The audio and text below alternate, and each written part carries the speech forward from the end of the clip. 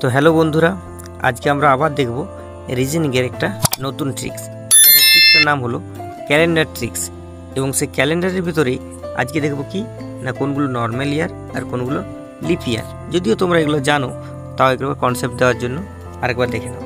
তো নর্মাল ইয়ারে কি হয় না, নর্মাল 365 ডেজ থাকে, আর লিপ ইয়ারে কি হয় না 366 একদিন বেশি থাকে। কেন?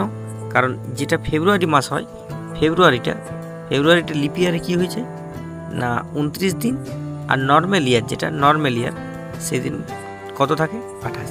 ঠিক আছে, এই ফেব্রুয়ারি মাসের দিন সংখ্যাটা একদিন বাড়ে বা কমে। তো আমরা একটা সালকে কীভাবে বুঝবো সেটা লিপ ইয়ার না নর্মাল ইয়ার?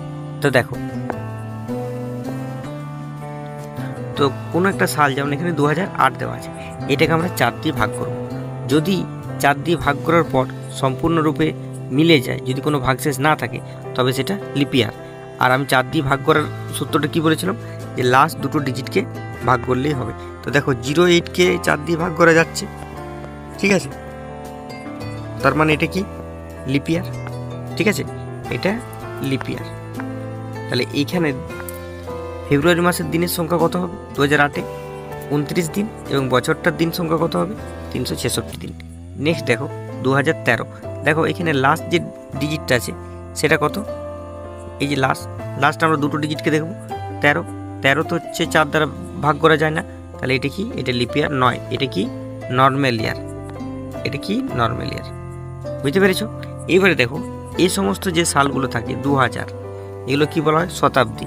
4 দিয়ে তো মিলে যাবে, এগুলো কত দিয়ে ভাগ করতে হবে 400 দিয়ে। তুমি যদি 400 দিয়ে ভাগ করো তাহলে দেখো 4 5 20 মিলে যায়, 400 দিয়ে করলে এটা মিলে যায়। আর তুমি 4 দিয়ে ভাগ করলেও কত হবে, দেখো ওইটার ভাগশেষ থাকবে না। তাহলে এটা কি, এটা হচ্ছে লিপ ইয়ার। মানে শতাব্দীগুলোকে 400 দিয়ে ভাগ করতে, 4 দ্বারা নয়। ঠিক আছে, তারপর দেখো 1700, তুমি 400 দিয়ে দেখো 4 দিয়ে ভাগ করলে কিন্তু মিলে যাবে। ঠিক আছে, 4 দিয়ে ভাগ করে 4 4 16, 4 2 দেখো 4 দিয়ে মিলেছে, কিন্তু এইটা মিলে গেলে হবে না, এগুলো শতাব্দী। এই যে 1700, এই শতাব্দীগুলো কত দিয়ে ভাগ করতে হবে 400 দিয়ে। 400 দিয়ে ভাগ করে দেখো 4 4 1600, হাতে থাকে 1, তাহলে এটা কিন্তু লিপ ইয়ার। এটা কিন্তু লিপ ইয়ার নয়, এটা কি নর্মাল ইয়ার। ঠিক আছে, আশা করি বুঝতে পেরেছো ট্রিক্সটা। যদি ট্রিক্সটা বুঝতে পেরেছো তাহলে এটার অ্যান্সার করে কমেন্টে জানিও। Thank you.